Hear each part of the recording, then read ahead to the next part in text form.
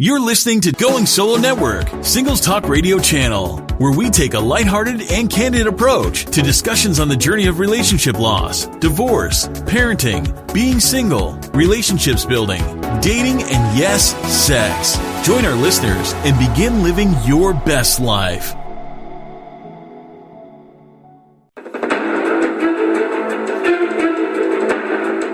Hello there. Welcome to Going Solo Network. You're listening to the Business Showcase.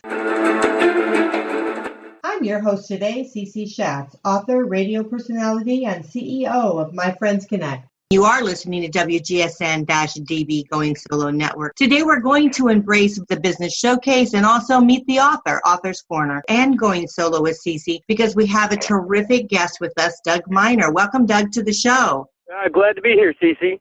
Oh, it's great to have you. Well, Doug, you are a credit damages expert, litigation support, and co-author of a great book called Anatomy of Credit Scores. How did you get into doing what you're doing? Because I know that you are a certified divorce planning professional. So what created this great interest in helping others with their credit? Yeah, it started at a relatively young age, but as far as I always wanted to help people. I always wanted to use what I knew to help people since I had gone through identity theft I've gone through identity theft 3 different times with very different situations each time. And as I was working in my professional life prior to becoming a credit expert and working on as an expert witness, I worked in mortgage lending, finance. I dealt with a lot of divorcing couples. And what I saw was that there was always a problem with the credit.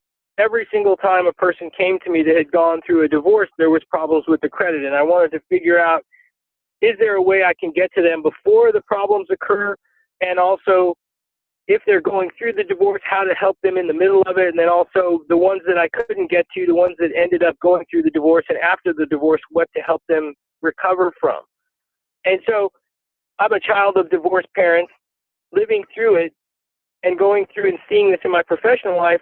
So many times I seeked out a way, the certification that you brought up, so that I could more professionally help these people and give them the best advice that I could possibly give them and help them through this difficult time.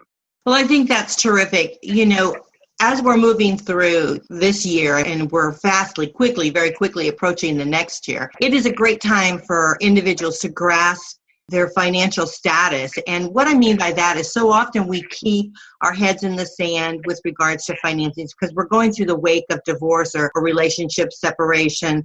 And so we don't really concentrate so much about what's going to happen in the long term on our credit. And then as we are at the aftermath of it, then we realize, oh my gosh, what am I going to do? How am I going to survive? And how do I fix what has happened to me? I thought it would be great to have you on the show today to talk about, is there some tips as you're moving through a relationship loss? Is there some tips that people could think about and, really grasp to be able to help themselves move through that to not have such a damaging effect on their credit? Well, yeah, a couple of things. Obviously, one is take your head out of the sand, and we got to be proactive in dealing with the issue. So the first part would be, depending upon someone's financial situation, right? First place to start is to get a copy of your credit report from the 3 major credit bureaus, Equifax, Experian, and TransUnion.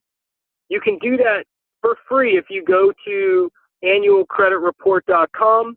It'll run you through some prompts for each different bureau, and the person will be able to get a copy of their credit report for free. That's the first step. If they have the financial ability, I like to recommend myfico.com, MYFICO, myfico.com, and have them order a 3-in-1 credit report. I think FICO calls it their 3B report. The cost is about $60. But what they'll find in that particular report with all 3 bureaus is they'll see many different 15, 18 different FICO scoring models so that they can actually see that if they were to apply for a mortgage, their scores would range in one area. If they were to apply for a car loan or credit cards, there's different scores for different types of credit they'd be applying for. But the thing that they want to do is to make sure that the information in their reports is accurate. And if it's not accurate, we can talk about how they can dispute that information themselves as opposed to using some credit repair company to do that. That's great advice because, I didn't realize that there were different scores for different lending facilities that you needed to use, like for a car or doing a mortgage. They look at things differently. I just thought that it's just one score and that's it. That's pretty much it. Yeah, think of your credit score almost like the stock market, where it's fluid, it moves. Depending upon new information coming into the profile, your score could change. It could theoretically change on a daily basis depending upon the information that ends up on your credit report. And like you just pointed out, you have many different credit scores. It's not just one score. But the one that people are most associated with or most aware of is the FICO scores. But even within FICO, they have, let's say in excess of 50 different credit scoring models.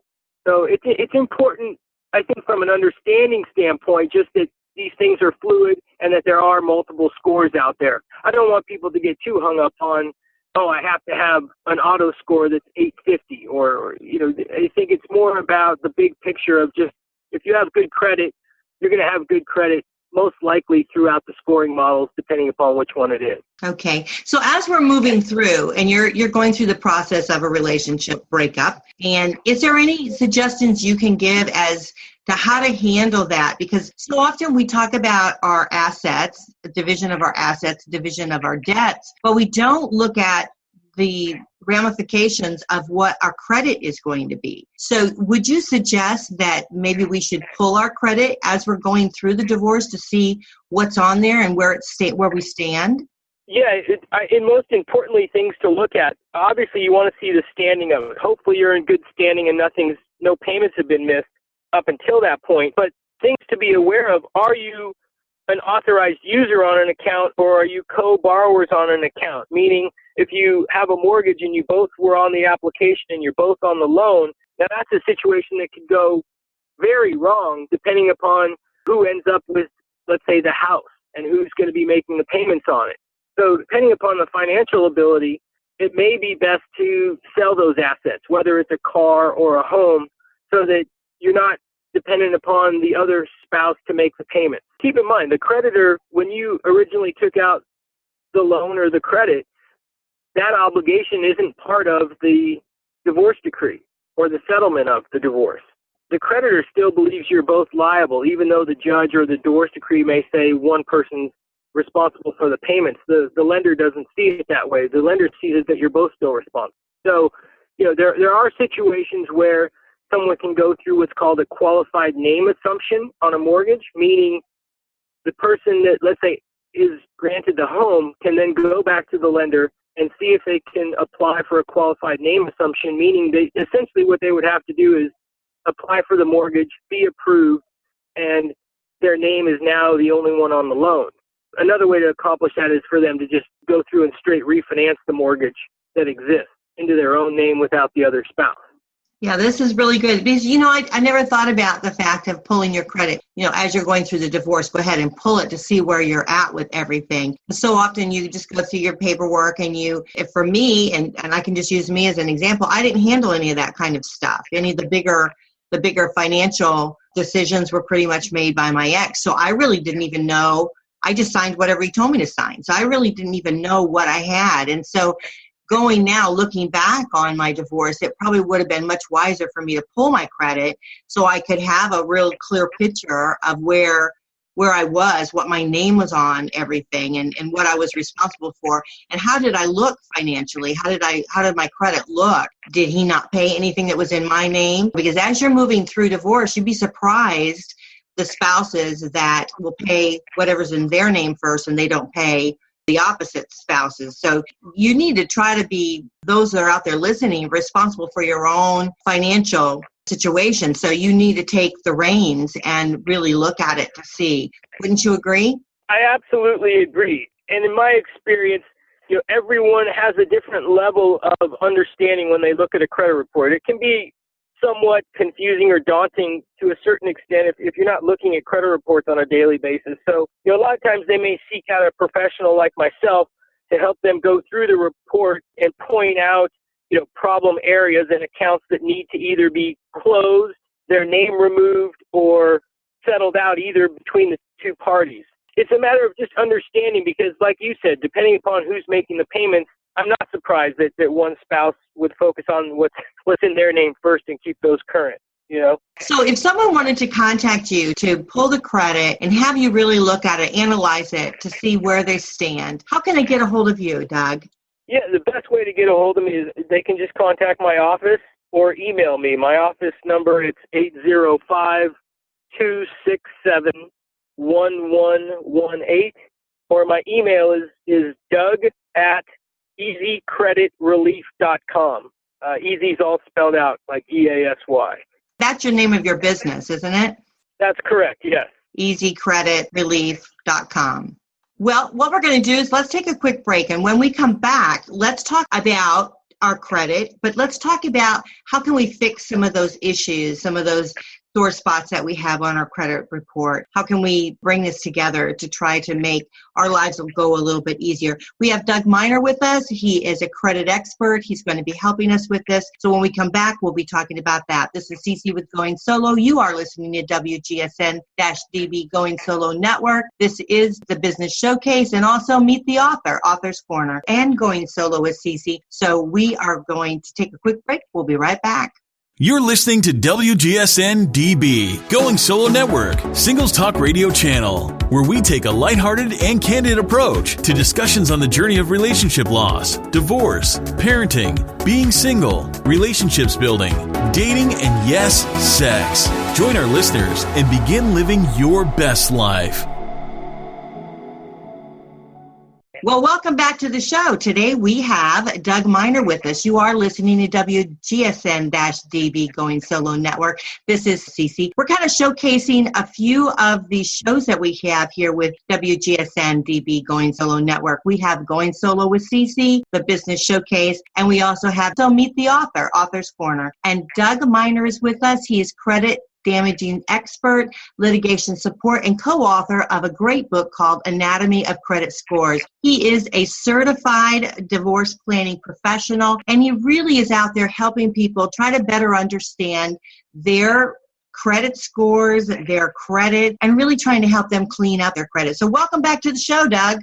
Yeah, thank you very much. Glad to be here. Well, it is super to have you. Well, the first part of the show, we talked a little bit about what you could do as you're going through a divorce or a relationship loss, or, even if you're starting to understand a little bit more about your credit. So now let's talk a little bit about, oh my gosh, we pulled our credit and it's a mess. So what do we do? What are a couple key things that we could do to start getting ourselves a little bit better organized and trying to start paying down some of this debt? What can we do? Because sometimes we're so lost. The first thing people need to understand is that they need to have good credit and good credit reporting going into their profile to recover if they have credit problems, first and foremost. So if you've gone through a divorce and sort of as you described earlier, CC, that you didn't have much in the decision-making process. So sometimes people outside of a divorce will end up, they won't have any credit specifically in their own name, and they'll need to go out and establish credit in their own name, separate from their spouse. So, and if they've gotten to the point where they have bad credit after a divorce or a separation, they'll need to typically start with what's called a lower end credit card, in my opinion. So they'll have to start with a secured credit card where they actually have to put up the money, set up the account. Let's say they put up $500. The credit card issuer will then give them a secured credit card for a $500 limit, and they'll have to show that they can make the payments each month, keep it current, and eventually start rebuilding their credit. So if somebody didn't have any credit at all, I would say do that with 2 separate credit cards. You could go into your local bank, or another good resource might be creditcards.com and click on the secured credit cards tab on the website there. The other area that they can look at is depending upon the types of credit card offers that they may be getting in the mail. There are certain credit card companies that focus on people who've had damaged credit. A few that come to mind are Premier America, Capital One, Credit One. You also can go on creditcards.com and click on the, let's say, low credit or poor credit profile and look at the offers there. So main thing is establish new credit in their own name. If they need a car or they need to get a car loan, here's the thing. Because you're asking me about credit, I'm more concerned about them rebuilding their credit profile. So I'm not as concerned about the interest rate. So I'm setting the interest rate aside in this conversation to say, yes, they may charge you a higher interest rate because you have a poor score, but your score will benefit by having a mixture of credit and having more new positive credit reporting in the profile. So getting a car loan or a car lease, paying a little bit more for it is probably what's going to happen. But in the long run, let's say a year or 2 years down the road, their score will recover, and then they can move on to a better car loan or better credit cards. So what happens if they've really mucked up their credit? And if they do this, does a time period go? They have to should they pay off of some of the bad debt that they have, or how do they handle the bad debt that they have? Right. That's a great question. So what happens it's always different for each person depending upon their financial situation and how long the debt has been there, and depending upon the statute of limitations as to which state that they live in here in the United States. So I'm here in California. The statute of limitations as far as recovering on debts is 4 years as far as being sued, and 7 years as far as being reported on the credit profile. So the answer would be this. The most general answer would be if it's a more recent debt and you can afford to pay it, I would always say go ahead, pay it, and move on from it. If it's a debt that you can't afford to pay, there's always the option of filing for a bankruptcy. So you'd have to speak to an attorney or a credit professional like myself and decide, is it worth going through the bankruptcy? Because sometimes you'll see people with $100,000 or $200,000 in debt, and they obviously can't afford to pay it. It may be the good thing about being in our country is you can get a second chance with a bankruptcy and potentially wipe out all those debts. I try to get people to look at it this way. If it's going to take you 20 years to pay back $100,000 or $200,000, but you can file bankruptcy and it'll be off your credit report in 10 years, let them make the decision. I'm not placing any moral judgment on anybody. I just want them to make the best financial decision for themselves. Absolutely. Now, what about the negotiating? Sometimes when you have a bad credit, you've let a bill go or whatever, they'll send you something saying, well, okay, your bill is $500, but we'll accept $100. How does that work? How does that help your credit?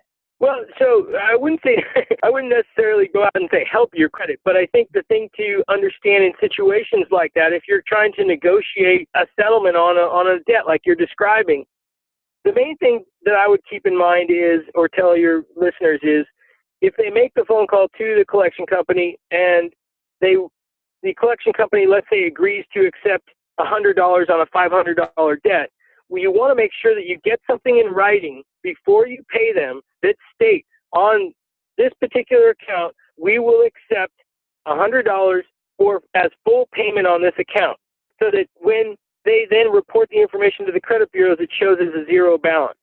You want to make sure and get that in writing before you pay them. And then I'm okay with paying as long as you have that acknowledgement letter from the creditor or the collection company ahead of time. That makes sense. That absolutely makes sense. So you want to have it in writing. And because so often you'll pay a bill and then the credit company won't go back to the facility there that handles the credit score and let them know that it was paid and things like that. So it can be pretty crazy. So it is nice to have a professional like you that can kind of have our back and look at things and make sure that whatever we do it correctly. So if you're looking to clean up your credit, if you're looking to start establishing further credit, Doug Miner is definitely the right guy for you. Tell us a little bit about this book that you've written, The Anatomy of Credit Scores. Right. So this was a book I wrote many years ago, again, trying to help people understand the credit system. I think for your listeners on this particular call, one of the things that I'd point out that they could find in the book, or they can just find online, in order to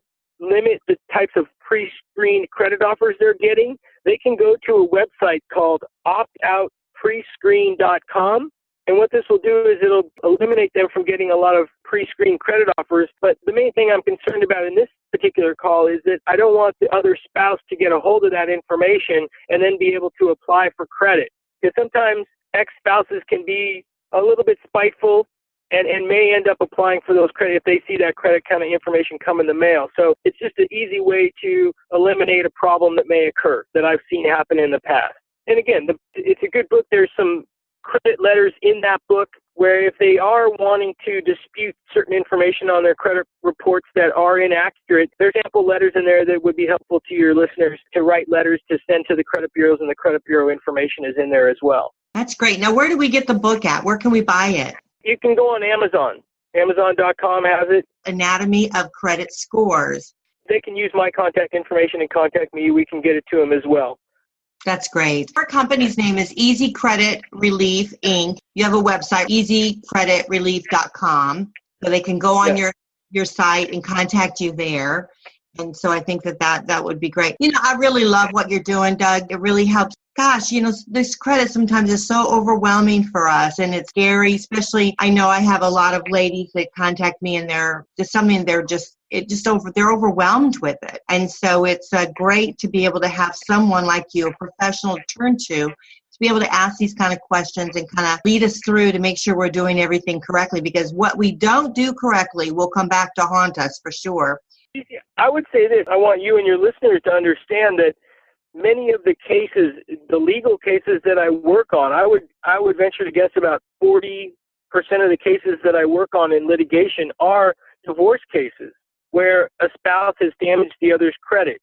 And the reason I bring that up is that if someone's credit's been damaged, they do have remedies for it, not just like what we're talking about in credit repair or taking these steps to improve their credit. But if they've really been financially damaged, there may be a situation where they do need to seek some legal counsel and talk about what the financial damages actually are and quantify those damages, because it can be in excess of $50,000 or $100,000 in many cases. Wow. Yeah, definitely. So again, let's go over your contact information so everyone can reach you. This is Doug Miner, and he is a credit damages expert, litigation support, and co-author of Anatomy Credit Scores. He is a certified divorce planning professional. How do we reach you, Doug? Yeah, best way, contact me directly at my office at area code 805-267-1118.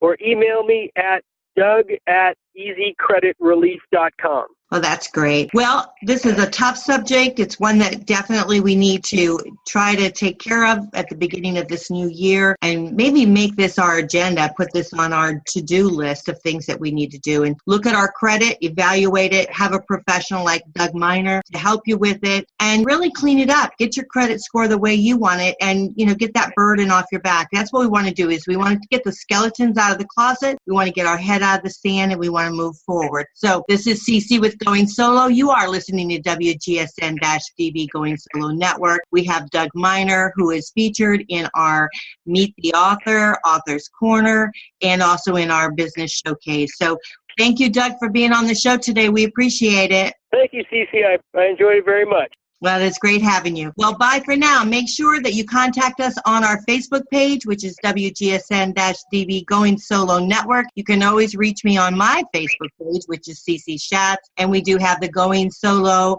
with CC group, and you can join that too. We would love to have you. So we hope that your new year is going to be the way you want it to be, and we'd like the idea of contacting Doug Miner with all our credit needs to be able to get all that sorted out. So thank you again, Doug, and we'll talk to you soon. Thank you very much. All right, bye for now. Bye-bye.